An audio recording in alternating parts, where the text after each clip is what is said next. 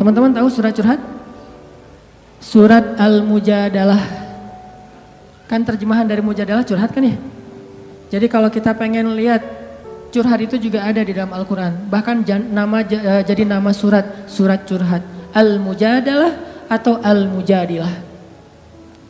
Siapa yang dikisahkan di dalam surat itu? Coba teman-teman buka surat Al-Mujadalah, surat 58 ayat 1. Yang punya aplikasi Al-Quran di handphonenya, coba buka surat 58 ayat 1, Al-Mujadalah.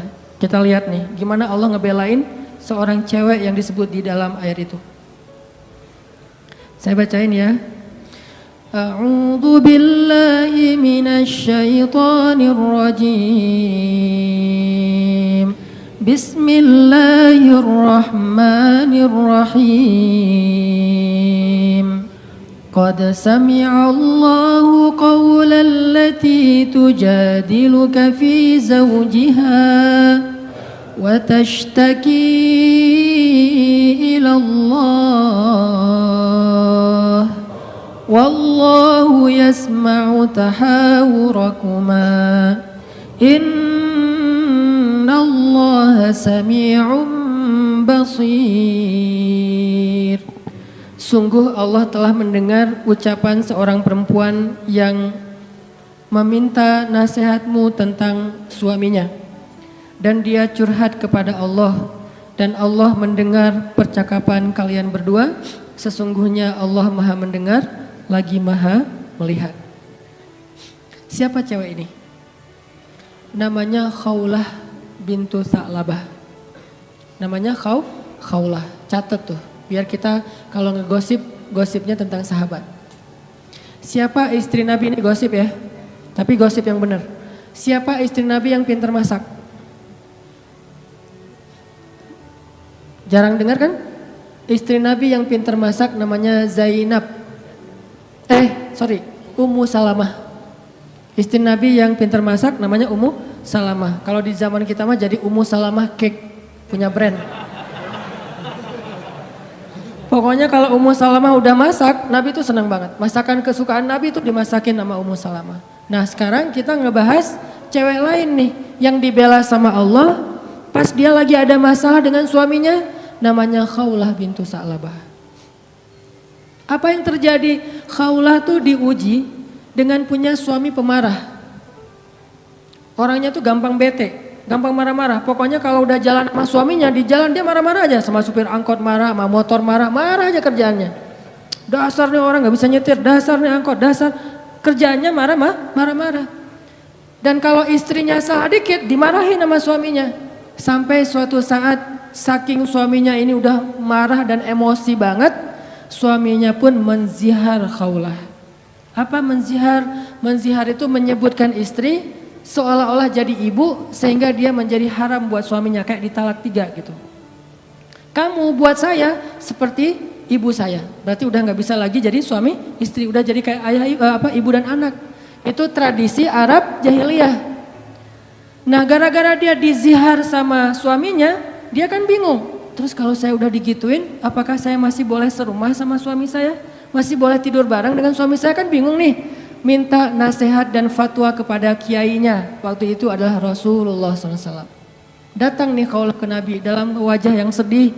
Baru dizihar, ditalak 3 sama suaminya. Dia datang, ya Rasulullah, apa hukum seorang suami yang mengatakan kepada istrinya, engkau bagiku seperti punggung ibuku. Artinya udah gak halal lagi. Nabi mengatakan, kalau gitu engkau wahai Khawlah sudah cerai dengan suamimu. Udah gak bisa lagi bareng. Bersabar wahai Khawlah. Akhirnya Khawlah pun pulang dalam keadaan sedih. Dia curhat kepada Allah, ya Allah, memang suami saya itu banyak salahnya. Memang suami saya itu pemarah. Tetapi dialah cinta pertama saya. Coba, ketulusan cinta cewek. Dialah cinta pertama saya. Dan dia gimana bisa hidup? Siapa yang akan ngerawat dia? Kalau dia menceraikan saya, selama ini yang ngerawat dia cuma saya. Ya Allah, bagaimana ini? Wa tashtaki ilallah. Minta nasihat kepada manusia, tapi curhat kepada Allah. Itu ayatnya tuh. Tujadiluka wa tashtaki ilallah. Dia minta fatwanya kepada kamu Muhammad, tapi curhatnya kepada Allah. Jangan terlalu sering curhat kepada manusia. Bahaya. Apalagi dua-duanya masih jomblo. Kita curhat ke teman kita, gue lagi kecengin cewek nih, kayaknya soleha banget, hafal juz 30. Oh gitu? Ya. Anak mana? Ya sekampung sama kita, namanya si Fulan dan seterusnya, disebutin identitasnya, CV-nya udah lengkap. Ternyata dia duluan yang maju. Ditikung di tengah jalan, kan itu berat banget ya. Gara-gara apa? Kok dia tahu tentang cewek itu? Gara-gara curhat kita. Allah tidak pernah menikung hambanya. Hamba sesama hamba saling menikung. Muncullah adegan nanti datang di acara wedding mantan. Udah gitu nyanyi kayak gitu yang baper-baperan gitu ya. Nangis berjamaah. Ini karena sering curhat kepada manusia. Manusia juga kadang-kadang nyebelin. Kita curhatnya sedikit baru opening, dia udah balas curhat lebih banyak lagi. Gua habis diputusin, caranya nggak enak lagi tuh. Gimana nggak enak? Dia cuma ngomong gini, kita jadi adik kakak aja ya. Kan berat banget buat gua. Oh gitu, lu masih mending, gua lebih parah dari itu. Cerita dia tuh, akhirnya dia yang curhat sama kita. Itu ke manusia. Kalau ke Allah nggak gitu. Allah Maha Sami'un, Maha mendengar. Arti Sami'un itu nggak pernah lelah mendengar. Itu arti Sami, nggak pernah lelah mendengar. Kita curhat semalam suntuk juga, Allah tetap sayang sama kita. Udah ya, kelamaan curhat kamu, yang lain hamba-hambaku masih banyak tuh. Nggak ada kayak gitu. Makin kita lama curhat sama Allah, makin Allah sayang sama kita. Makin kita lama curhat kepada manusia, makin dia sebel sama kita. Bayangin kita telepon teman kita, baru juga 10 menit, maaf ya udah lowbat, maaf ya gua harus ngangkat jemuran, maaf ya dan seterusnya. Manusia, tapi Allah Sami'un, Maha mendengar. Arti Maha mendengar ini, Allah tuh gak pernah bosan ngedengerin curhat hambanya. Jadi bukan hanya dia ambil dari angle Allah Maha mendengar segala ucapan kita, bukan cuma itu angle-nya. Ambil angle-angle yang motivasi. Ternyata Allah itu gak pernah bosan, gak pernah capek ngedengerin curhat kita. Jadi kalau kita pengen curhat yang panjang, yang gak akan pernah dicuekin. Kadang-kadang kita curhat lewat telepon ke teman kita, di loudspeaker dia ngapain gitu ya. Kok gak ada suara dia, kok diam-diam aja. Kamu dengar kan? Dari jauh dia langsung lari, iya dengar, terus pergi lagi. Kita ngomong sendiri, teleponnya ditaruh di atas bantal, dia pergi. Itu manusia, Allah enggak. Wa idza sa'alaka ibadi anni fa inni qarib. Kalau kita tanya ke Allah pengen curhat, Allah bukan menjauh. Apa-apa, sini, dekat. Allah malah mendekat kepada kita. Apa? Wahai hambaku ada apa? Kalau teman kita menjauh, kalau Allah mendekat coba. Sami'un qaribun. Orangnya tuh qarib. Kalau bahasa kita karib, akrab orangnya. Bukan orangnya, zatnya. Allah itu zatnya akrab. Asik gitu.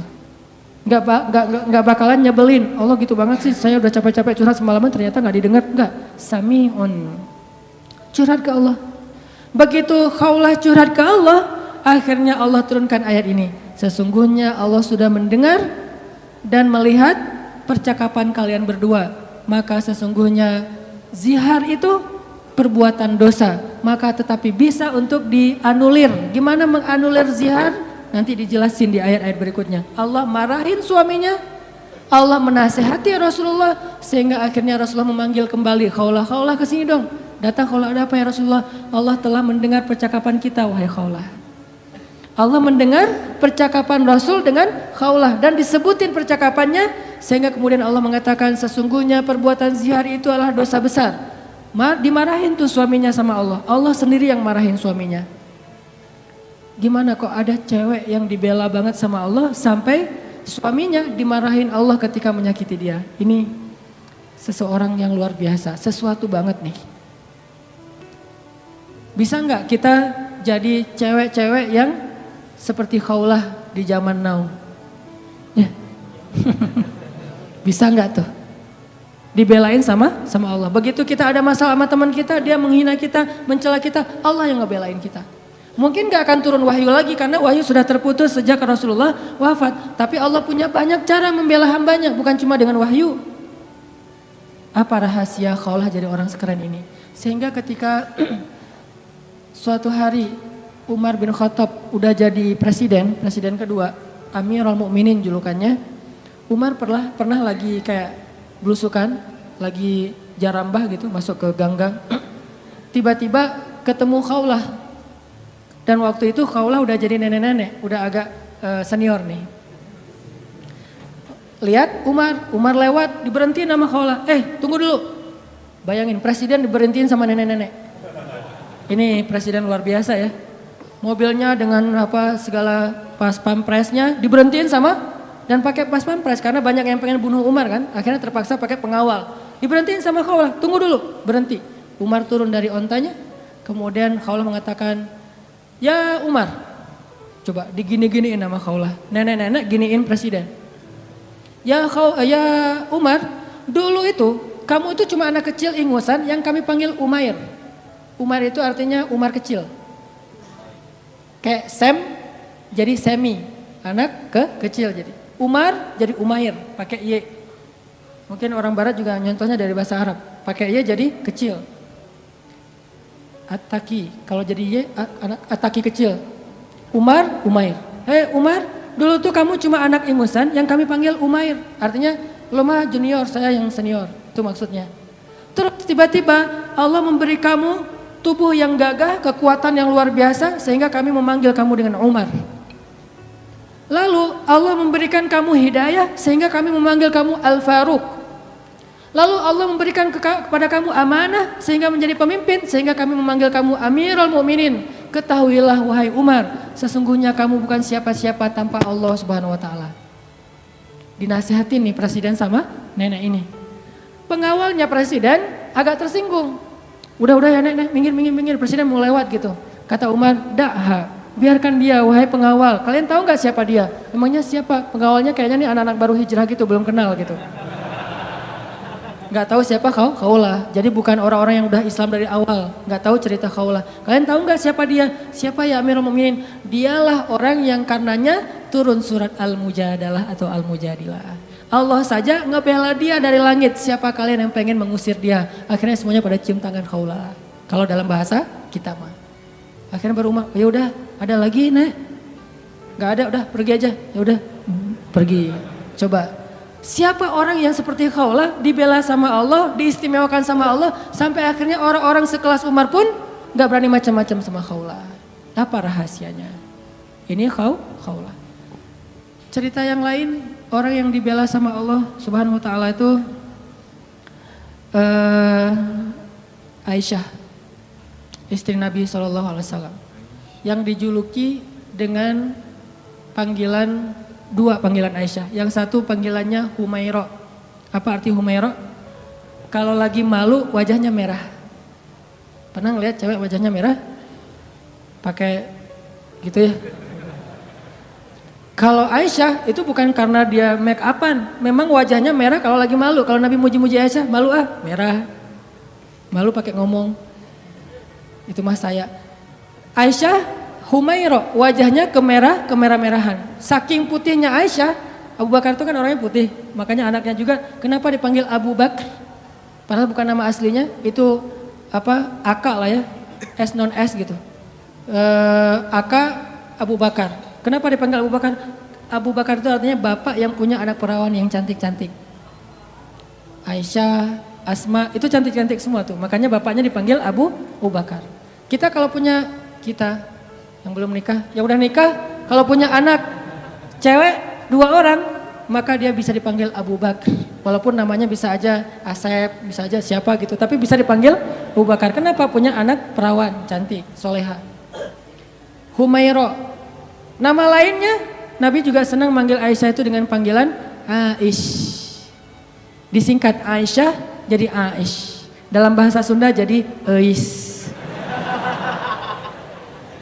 Itu benar, pasti orang Sunda manggil Eis itu asal muasalnya dari panggilan Aisyah. Karena kita nggak bisa susah ngucapin dari Ais jadi Eis. Berarti orang Sunda juga ada hubungannya dengan para ulama. Eis. Jadi yang manggil istrinya walaupun nama istrinya mungkin siapa gitu ya, manggil aja Eis. Kok Eis sih? Aisyah gitu, Aish. Panggilan sayang Nabi nih. Saking cantiknya Aisyah, banyak yang sebetulnya baper ketika Nabi nikah sama Aisyah. Patah hati cowok-cowok Madinah. Wah, apaan sih Nabi nikah sama Aisyah? Rame aja tuh. Ketika Nabi nikah sama Aisyah. Suatu hari Nabi itu lagi jalan, lagi touring gitu sama sahabat-sahabat. Bahasa dulu mah berangkat berjihad ya. Cuman sebutlah touring. Karena Nabi sambil berjihad juga, sambil touring, sambil main. Nah Nabi itu kan kalau berangkat touring bawa istri ya. Jadi kalau yang berangkat touring gak bawa istri kurang ikut sunnah menurut saya. Touring memotoran bawa istri. Tadi jangan bawa jas hujan. Biar kalau hujan, mah, weh, gak pakai baju. Nah Nabi lagi touring nih dengan para sahabat sekitar 1000 motor lah ya, bermerek onta. Jalan touring sama para sahabat, di tengah jalan mampir di rest area. Kan panjang nih perjalanannya, ada rest area, ini kayaknya rest areanya bagus, masjidnya gede gitu ya, ada KFC segala macam lah, bisa makan di situ, ada apa tempat ngopi. Mampir tuh di rest area. Pas lagi mampir di rest area, Aisyah kan dia naik kendaraan yang tertutup. Onta di atasnya ada kayak tandu gitu ditutup, khusus buat cewek biar nggak kepanasan. Kalau yang cowoknya naik onta yang terbuka. Kalau bahasa kita sekarang tuh mobil lah ya, Aisyah naik mobil, suaminya naik motor. Yang nyetir siapa ya? Dan cara nih ada gimmick dikit tapi penting ya, bekal buat teman-teman nanti kalau udah nikah.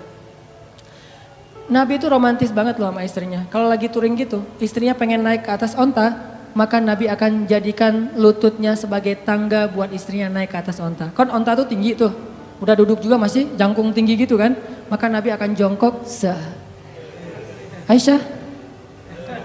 Akhirnya Aisyah nginjak lutut Nabi, dipegang sama tangan Nabi, dinaikkan ke atas onta. Tuh cowok banget tuh.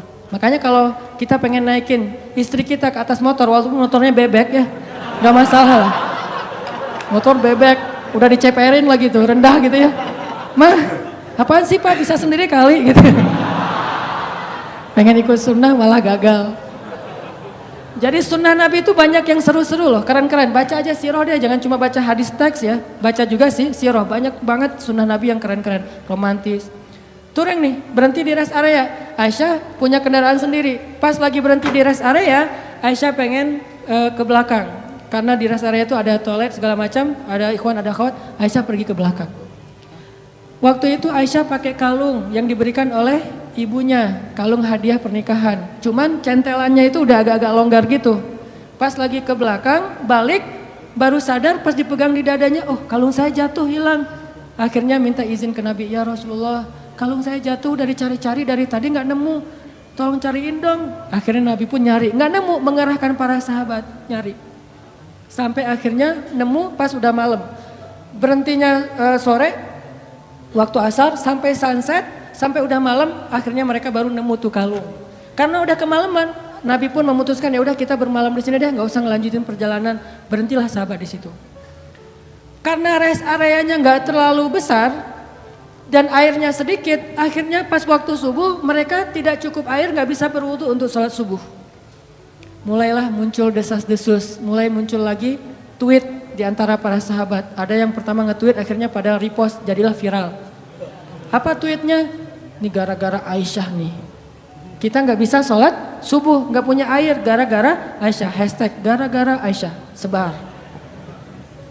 Wah pada sebel sama Aisyah, ini gara-gara Aisyah. Benar ya gara-gara Aisyah sih, masalah kalung aja kok rame sih, lama-lama amat dan seterusnya. Kalung mah bisa beli lagi nanti di Madinah, rame aja di antara sahabat.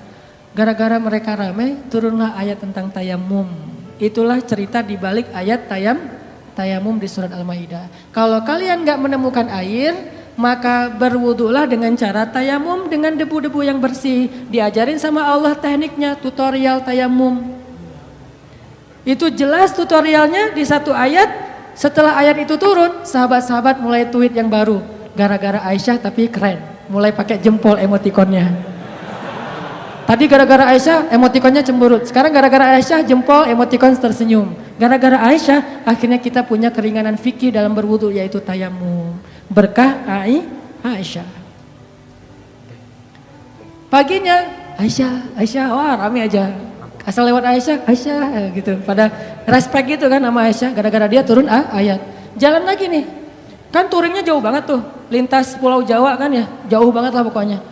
Jalan lagi, ada rest area, berhenti lagi. Aisyah lagi seperti biasanya, semua orang pasti ke belakang. Aisyah ke belakang, datang, jatuh lagi tuh kalung. Ini cara takdir Allah nih. Jatuh lagi kalung, waktu itu Aisyah udah gak enak mau ngasih tahu Nabi. Daripada ntar viral lagi kan ya, jadi trending topik. Ya udah deh gua cari sendiri aja. Lagi nyari-nyari di belakang, nyari-nyari kalung yang jatuh, Nabi memutuskan ayo kita lanjutkan perjalanan. Sehingga para sahabat pun membangunkan, memberdirikan onta itu dan jalan. Nah tadi Aisyah kan masuknya di atas tanduk. Waktu itu sahabat yang mengangkat tanduk nggak sadar kalau di dalamnya Aisyah udah nggak ada. Kenapa? Itu menunjukkan bahwa Aisyah itu kurus. Itu komen ulama di hadis tersebut. Makanya kalau baca hadis jangan cuma baca teksnya, baca komennya juga. Biar lebih jelas gitu. Oh ternyata kata ulama Aisyah itu kurus. Kenapa bisa kurus? Dia rajin zumba. Zumbanya Aisyah ngepel di rumah, beres-beres rumah itu zumbanya Aisyah. Jadi keringatan terus sehingga badannya tuh bagus. Gak pernah lebih dari 55 kilo. Kalau ada di atas 55 kilo berarti gak ikut sunnah. Ya. Buat cewek ya, buat cewek. Aisyah tuh masih kurus, jadi dia ada di dalam tandu gak ada, sama aja gak terlalu ngaruh. Karena berat tandu lebih berat daripada Aisyah. Begitu diangkat oleh para sahabat, gak sadar kalau Aisyah udah gak ada di dalam tandu. Jalanlah Nabi. Yuk berangkat, semuanya pada jalan. Kalau di tol kan gak bisa balik arah tuh, udah jalan-jalan aja, ketinggalan di rest area. Nah Aisyah lagi nyari-nyari, pas dia dapat, senang, alhamdulillah udah dapat nih. Balik ke tempat Nabi tadi berhenti, ternyata pasukan Islam atau rombongan touring udah pada pergi. Ketinggalanlah Aisyah dari rombongan touringnya. Karena tertinggal, Aisyah pun berpikir nanti kalau Nabi sadar, pasti Nabi akan jemput lagi nih. Ya udah saya tunggu aja. Sambil nunggu Aisyah pun duduk di sebuah batu bersandar. Karena nunggunya lama bersandar di batu, lama-lama ketiduran. Tertidur di sebuah batu gitu. Nabi kalau ngelakuin touring biasanya menempatkan seorang sahabat sebagai penyisir jalan di belakang. Takutnya ada barang yang ketinggalan, orang ketinggalan kayak gitu. Namanya Sofwan bin Mu'attal. Sofwan ini jomblo terkeren di Madinah. Anak Madinah yang keren, masih jomblo pula. Dan biasanya cewek-cewek kalau Sofwan lewat, Sofwan gitu. Sofwan tuh terkenal lah, paling keren. Kalau di Mekah yang keren kayak Sofwan itu Mus'ab bin Umair. Yang parfumnya nggak ada duanya di Mekah, cuma ada satu. Sehingga kalau Mus'ab lewat di sebuah gang, cewek-cewek langsung sadar, Mus'ab baru lewat loh, kenapa? Gua cium harumnya parfum Mus'ab. Kalau Mus'ab nyuci pakaiannya, maka orang berlomba-lomba pengen ngambil pakaian itu untuk cuci bareng dengan pakaian dia supaya parfumnya pindah. Saking kerennya parfum. Memang parfum gimana? Harga 100 milinya, 100 mili itu yang kecil 20 juta. Karena saya pernah pas lagi umroh nyari-nyari parfum kayak gitu tuh di Bin Daud, di Hilton, di depan Masjidil Haram. Pas saya masuk ditanya sama yang penjaganya, dari mana? Indonesia. Udah gak usah masuk deh.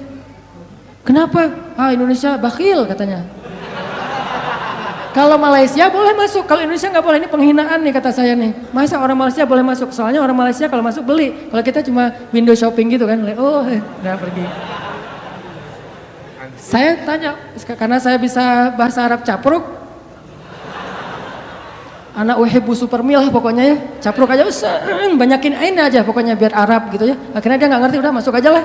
Karena nggak ngerti ya daripada rame, masuk ngeliat parfum 1 milinya 100 mili yang kecil gitu harganya 20 juta. Pas saya lihat langsung jantungan. 20 juta berarti sekali pakai 100 ribu.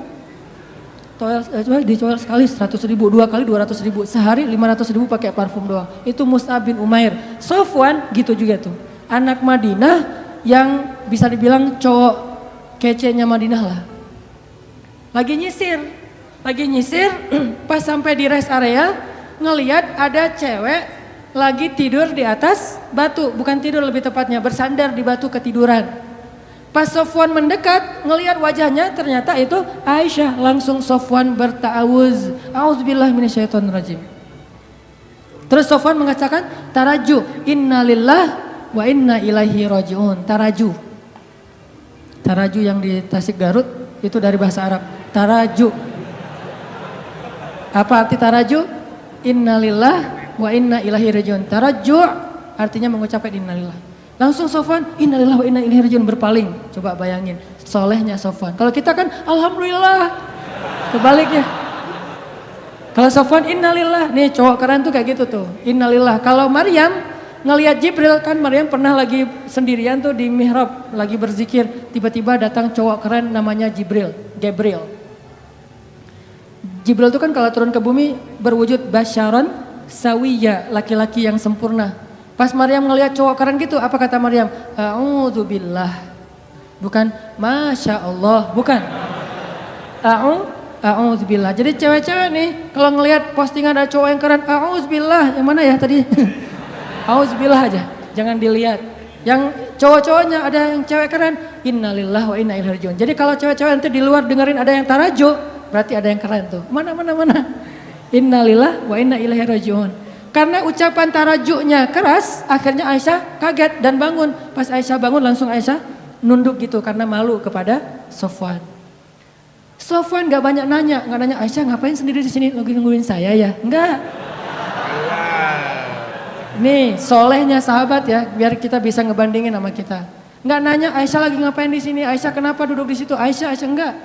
Begitu udah selesai tarajuh, Aisyah bangun, Sofwan langsung mengambil ontanya, didudukkan di dekat Aisyah, terus Sofwan menjauh dan membelakangi. Untuk apa? Biar Aisyah naik ke atas onta dan Sofwan gak ngelihat gimana cara si cewek itu naik. Kalau udah nikah romantis banget, kalau belum nikah terjaga banget. Tuh benar-benar orang-orang yang luar biasa. Belum nikah dia menjauh, gua gak pengen lihat gimana cara Aisyah naik di atas motor, kan naiknya cewek di atas motor apalagi boncengan pas pulang sekolah kan agak sesuatu ya. Bahaya kan? Nah Sofwan gak mau ngelihat itu. Cara cewek naik, walaupun Aisyah itu sangat terjaga auratnya, tapi masih Sofwan menjaga hatinya. Gak mau lihat ngelihat ke sana, tapi di sebelah sana ada cermin, jadi bisa tembus ke belakang. Gak ngelihat. Kalau di mall kan suka gitu ya, buang muka gitu ke arah cermin, biasa bisa ngelihat dari sebelah sana. Bukan pengalaman ya. Pernah. Nah, akhirnya Sofwan menjauh, membelakangi Aisyah. Dalam durasi kira-kira si cewek ini udah selesai naik ke atas unta. Begitu udah selesai, Sofwan datang ngambil tali kekang unta dan ditarik. Untanya berdiri jalan. Sofwan jalan kaki di depan, Aisyah naik di atas unta. Itu cara paling bagus boncengan. Jadi jangan dibonceng gitu. Apalagi ini ojek-ojek online ya. Kalau yang ordernya cewek, naik. Kita mah gak usah naik ke atas motor, di samping aja dorongin motor. Kenapa Mang kok gitu caranya? Sofwan. Sofwan itu siapa? Gak pernah ikut talim ya. Makin sombong ya, makin ria. Sofwan narik tuh tali kekang onta, Aisyah di belakang. Gak pernah sekalipun Sofwan menoleh ke belakang. Aisyah butuh sesuatu? Enggak. Atau mungkin bisa miss call kalau ada apa-apa. Ini nomor saya, modus. Gak ada sama sekali. Aisyah gak diajak ngobrol, Aisyah kenapa tinggal sendiri dan segala macam. Enggak sama sekali, diam sepanjang perjalanan sampai di Madinah. Nabi sampai di Madinah gak sadar kalau Aisyahnya ketinggalan. Karena Nabi gak langsung pulang. Biasanya nyambut tamu dulu, ada urusan negara lah. Nah lama baru dari belakang Aisyah dengan Sofwan muncul. Di Madinah waktu itu kebenaran orang-orang Yahudi lagi nongkrong di gerbang. Karena salah satu hobi orang Yahudi itu nongkrong di jalan. Senang banget nongkrong di jalan tuh. Nongkrong gitu-gitu ya. Di jalan. Nah pas lagi orang Yahudi nongkrong di jalan, tiba-tiba dari kejauhan datanglah Aisyah dengan Sofwan berdua. Tapi satu di atas onta, satu lagi narik tali kekang onta. Orang Yahudi tadi lagi nongkrong nih, lagi ngobrol. Datanglah Aisyah sama Sofwan, begitu mereka ngelihat Sofwan dan Aisyah, langsung sepi. Diam semua orang Yahudi, diam aja. Diam, tuh ada yang lewat. Diam, pas sudah lewat, gue bener ngelihatnya tadi gak bermimpi nih? Enggak, gue juga ngeliat yang sama. Bener kan Aisyah, bener? Mulai gosip muncul. Judulnya masih aman nih, Aisyah dan Sofwan pulang berdua. Judul standar lah ya, mainstream. Judulnya Aisyah dan Sofwan pulang berdua, benar nggak? Benar, tapi orang persepsinya apa? Selingkuh kan? Ada affair nih antara Aisyah dengan Sofwan. Judulnya nggak bisa dihujat. Saya tuntut kamu pencemaran nama baik, nggak bisa. Orang judulnya benar. Aisyah dan Sofwan pulang berdua. Atau nanti dikembangin lagi. Aisyah dan Sofwan ada apa? Tanda tanya. Bisa aja kayak gitu. Ada apa dengan AADA gitu. Ada apa dengan Aisyah. Nah gara-gara orang Yahudi nyebarin tweet, hashtag, postingan kayak gini mulai viral di antara kaum muslimin. Ada apa dengan Aisyah? Aisyah selingkuh, Aisyah dan Sofwan ada sesuatu. Ramelah fitnah di antara kaum muslimin tentang Sofwan dan Aisyah. Sampai akhirnya fitnah ini terdengar kepada Rasul. Nabi juga sempat hampir ragu sama Aisyah. Saking semua orang ngebicarain itu. Lo udah dengar berita belum? Apa? Aisyah sama Sofwan ternyata kemarin pulang berdua ada sesuatu tuh. Oh gitu? Kan suka gurih ya? Omongan-omongan kayak gini nih. Bisa ditambah-tambahin, pecinnya ditambahin. Jadilah pecinnya banyak. Makin banyak pecin, makin sedap. Makin susah untuk berhenti kan? Nah gitulah gosip. Akhirnya viral. Jadi trending topik di Madinah, Aisyah dan Sofwan ada affair.